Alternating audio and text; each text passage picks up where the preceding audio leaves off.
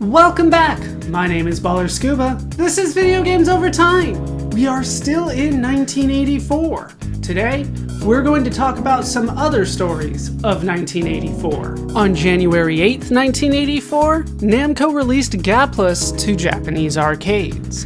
Gaplus is the third game in the Galaxian series and the sequel to Galaga. It would be released in Europe and North America in 1984 as well.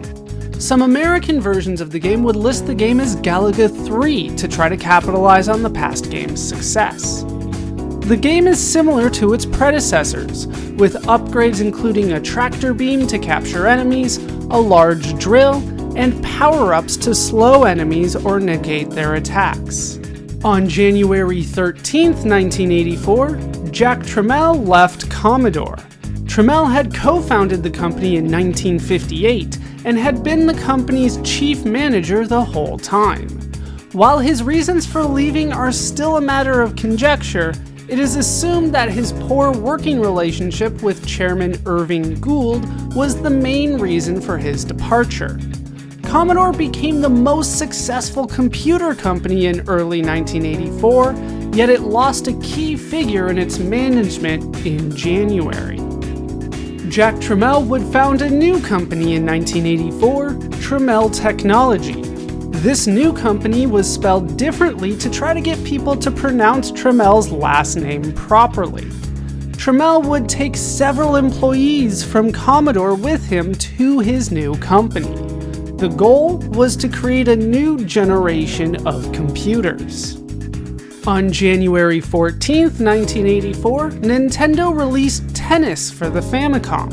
The game was produced by Masayuki Uemura. The programming was done by Kenji Nakajima. The sound composition was done by Yukio Kaneoka. The characters were designed by Shigeru Miyamoto. As a result of Miyamoto's involvement, Mario is the umpire for the match for this tennis sports game. 4 days later, Nintendo would release an arcade version of tennis named Versus Tennis to arcades in Japan. This was the first game for the Nintendo Versus system, which used very similar hardware to the Famicom. This arcade version of the game was released in the United States in March 1984. In January 1984, Bulletproof Software released the Black Onyx for the PC 8801 in Japan. Designed by Hank Rogers and programmed by Eiji Kure, the Black Onyx is a role-playing game. In the game, the player gathers a party of 5 and explores the dungeons underneath a town for the Black Onyx. This marked one of the first commercially successful Japanese role-playing games, selling over 150,000 copies. In January 1984, Infocom was looking for investors for the company. In order to better their chances, Infocom named their first CEO. That would be Al Vetsa, one of the company's founders. On January 17, 1984, there was an official decision for the Sony Corporation of America versus Universal City Studios case, also known as the Betamax case. It was ruled that making a copy of complete television shows for personal reasons did not infringe copyrights, and that the manufacturers of the equipment could not be held responsible for any copyright infringement caused by use of the equipment. On February 2nd, 1984, Nintendo released Pinball for the Famicom. Pinball was jointly developed by Nintendo R&D 1 and HAL Laboratories. It was designed by Satoru Iwata and Satoshi Matsuoka, with sound by Yukio Kaneoka. The main game features a fairly standard pinball board.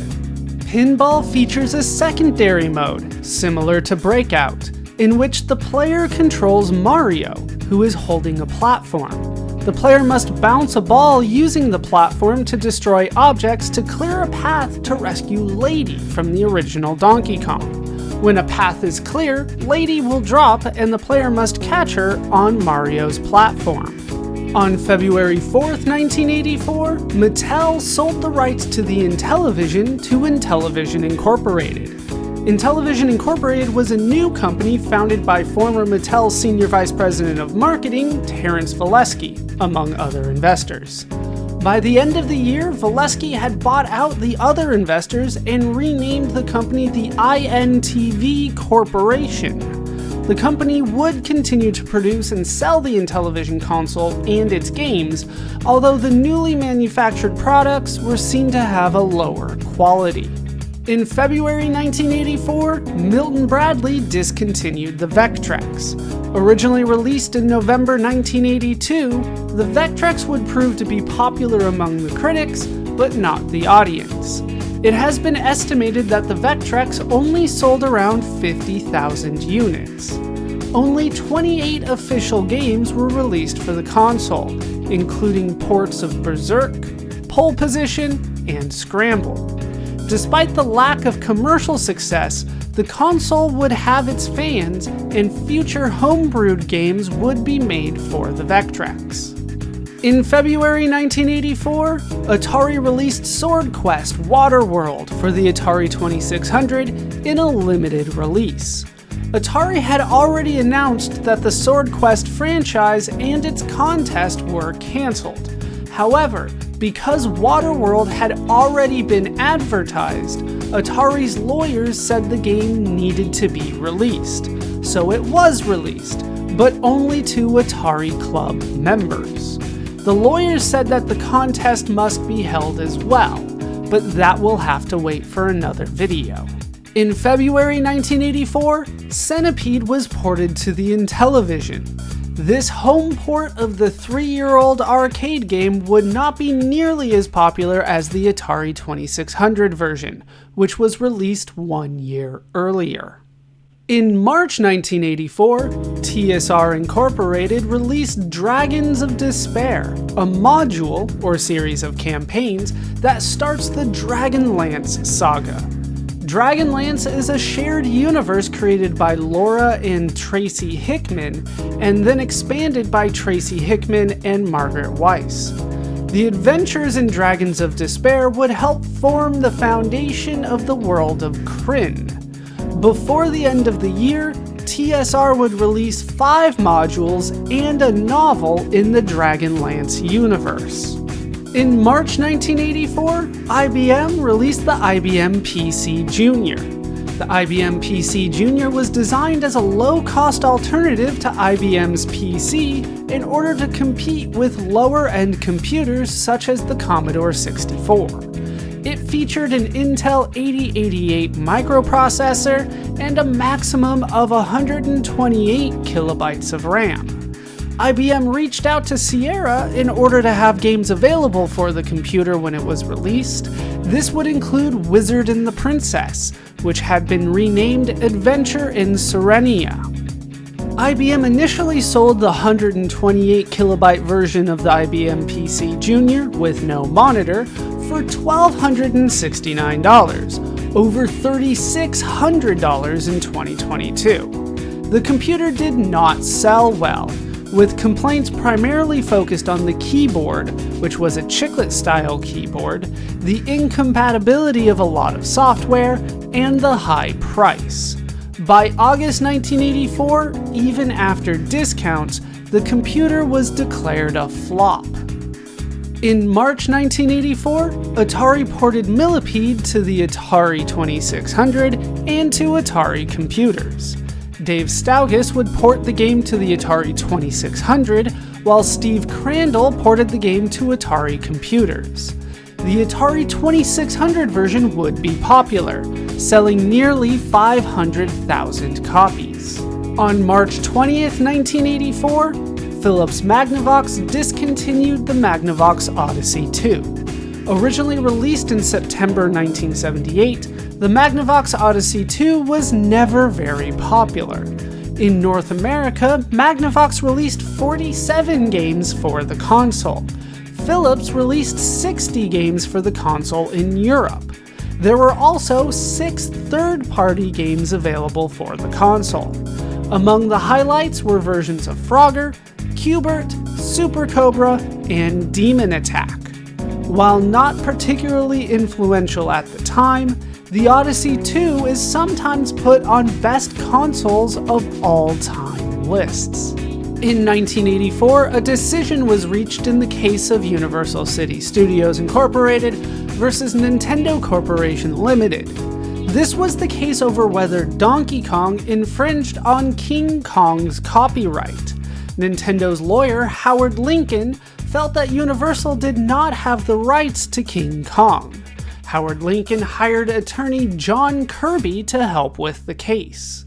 Kirby not only argued that King Kong and Donkey Kong were different characters, but also that King Kong was actually in the public domain, and so Universal did not have the rights to King Kong.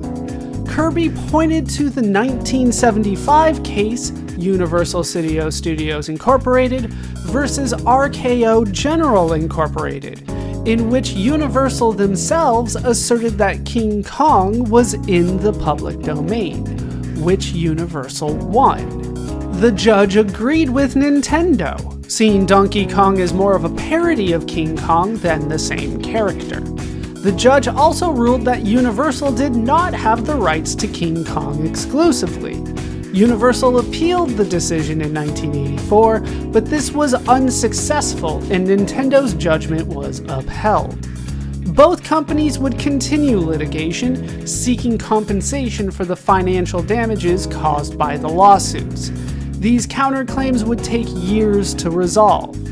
John Kirby, however, was thanked by Nintendo for his work, and a sailboat named Donkey Kong was given to him. In 1984, Broderbund released The Ancient Art of War to computers. Designed by Dave and Barry Murray of Everywhere, The Ancient Art of War is a strategy game. The player uses 4 different types of units in a quest to defeat their enemies in different missions in real time. The enemies are based on historical figures, with the most difficult level being against Sun Tzu, whose Art of War helped give the game its name. In 1984, Big 5 Software released Bounty Bob Strikes Back for Atari computers and the Atari 5200. Designed by Bill Hogue, Bounty Bob Strikes Back is the sequel to Miner 2049er.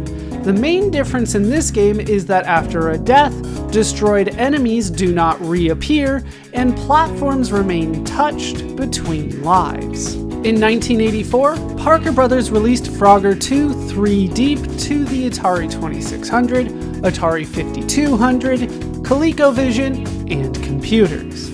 This sequel to Frogger has the player control frogs and try to move them across up to 3 screens to safe spots on the other side.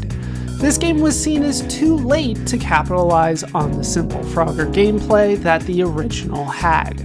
In 1984, Starpath merged with Epyx. Starpath was most famous at the time for the Starpath Supercharger. Epyx at the time was known for computer role-playing games, particularly the AppShy games. The two companies at the time were both going through some financial hardships, and the merged company, still known as Epyx, was put in a stronger position than either company was separately. As a result of the merger, the Starpath Supercharger was discontinued.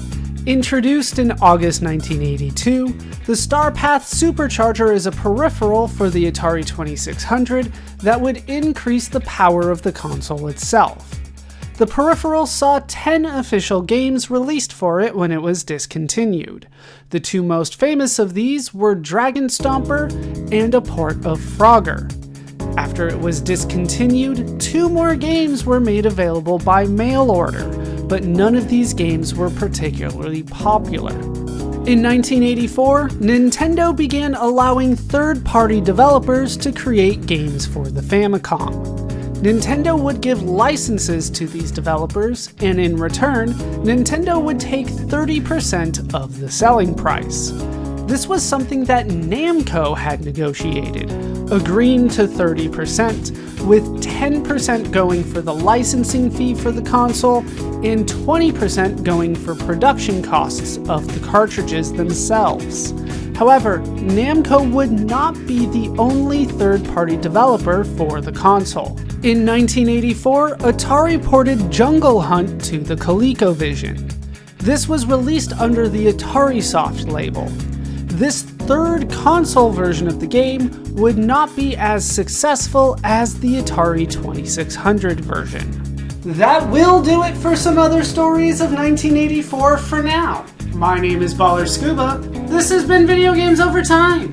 Thank you so much for watching, and I hope to see you in our next video when we take aim.